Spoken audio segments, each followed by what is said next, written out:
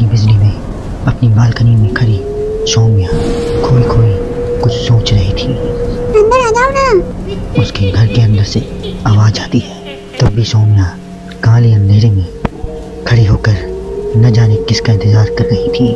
तभी एक औरत अपने 2 बच्चों के साथ उसके पास वाले घर में एक लाल रंग की कार से उतरती है और बारिश में भागते हुए सामने वाले घर में चली जाती है। हेलो हेलो, कौन? मेरा कुछ सामान तुम्हारे पास है, लौटाओगे नहीं? आपका क्या सामान? कौन है आप? मैं तो इस घर में कुछ शिफ्ट पहले ही आई हूँ। आपको यहाँ का नंबर कैसे पता चला? मम्मी, हो सकता है जो फैमिली यहाँ पहले रहती हो ये कॉल उनके लिए हो। नहीं नहीं, ऐसा नहीं है। बाहर करकराती बिजली और एक अनजान आदमी के फोन कॉल ने प्रीति को डरा दिया था। वो फौरन कॉल रख देती है। चलो बच्चों, कमरे में चलते हैं।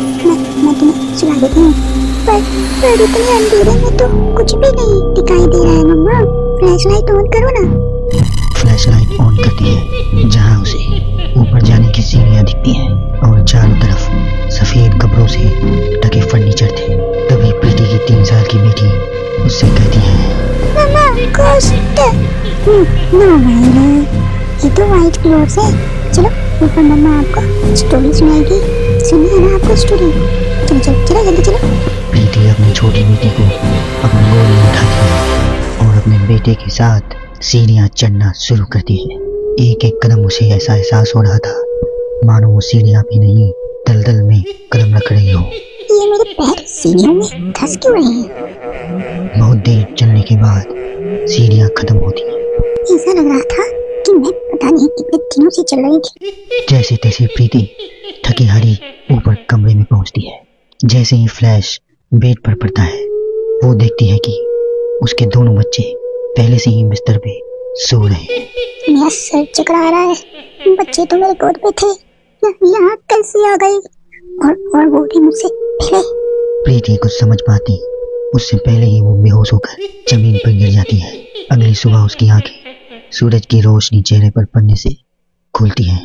वो बालकनी में जाती है जहाँ उसे सौम्या अपने बालकनी में खड़ी दिखती है। ऐसा लग रहा था मानो सौम्या रात भर से वहीं बालकनी में ही खड़ी थी। प्रीति सौम्या को मुस्कुरा कर देखती है। हेलो, मैं यहाँ कल रात में शिफ्ट हुई हूँ। मेरे हस्बैंड का यहाँ ट्रांसफर हुआ है। आसपास कहीं घर ही नहीं मिला, इसलिए 40 किलोमीटर दूर ये घर यहाँ पे लेना पड़ा। आप यहाँ कब से हैं? पता नहीं, साल हो गए हैं, यहाँ कोई आया ही नहीं। पर अब तुम आ गई हो ना तो थोड़ी राहत सी लगेगी।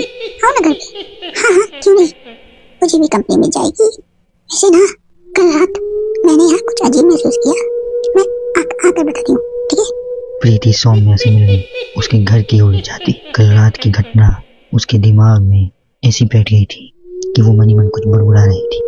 वो वहाँ पहुँचती है और पिछली रात के इंसिडेंट के बारे में उसको बताती है। ये तो कुछ भी नहीं है, ऐसे कई सारे इंसिडेंट्स वहाँ हो चुके हैं और रोज कुछ ना कुछ होता ही है। मेरी एक फ्रेंड सुरभि वहाँ रहने आई थी। वो अपनी कार में बैठे नई ठिकाने की ओर जा रही थी और खुद से बड़बड़ा रही थी।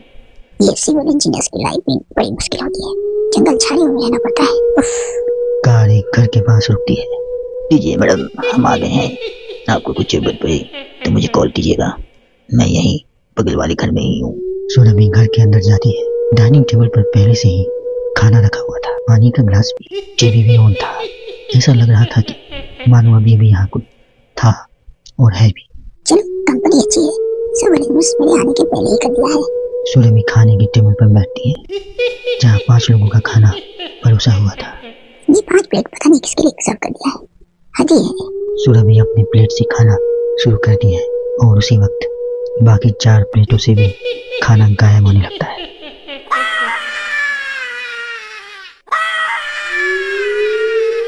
सुरभि भागते हुए अपने ड्राइवर के घर पर जाती है और वो देखती है उसका ड्राइवर जमीन पे गिरा हुआ था और फर्श पे हर जगह बस खून ही खून था और उसके ड्राइवर राहुल के मुंह से भी खून आ रहा था। मैम, यहाँ पे आत्मा रहती है और वो आपको भी नहीं छोड़ेंगे। ये कहते कहते ही राहुल दम तोड़ देता है और सुबह के 11 बजे ही चारों तरफ अंधेरा छा जाता है। चारों तरफ से अजीबोगरीब आवाजें आने लगती हैं। अम्मी,